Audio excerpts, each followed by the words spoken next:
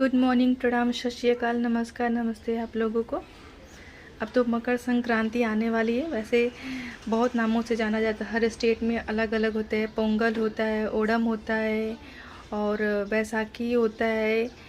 हम लोग के गांव में खिचड़ी बोलते हैं, पता नहीं आप लोग क्या क्या बोलते होंगे। जो भी बोलते हैं आप कमेंट करके ज़रूर बताना इसको।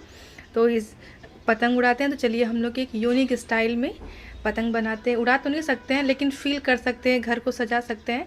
तो चलिए फिर बनाते हैं, एंजॉय करते हैं।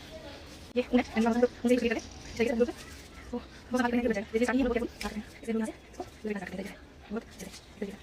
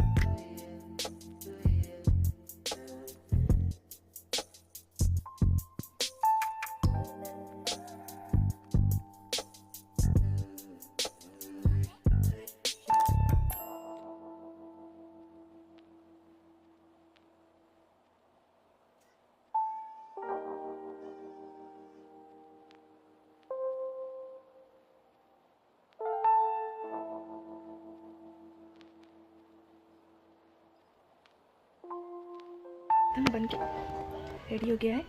अच्छा लगा हो आप लोगों को तो प्लीज़ कमेंट, प्यारा सा कमेंट ज़रूर करिएगा, एक लाइक ज़रूर करिएगा। Thank you so much.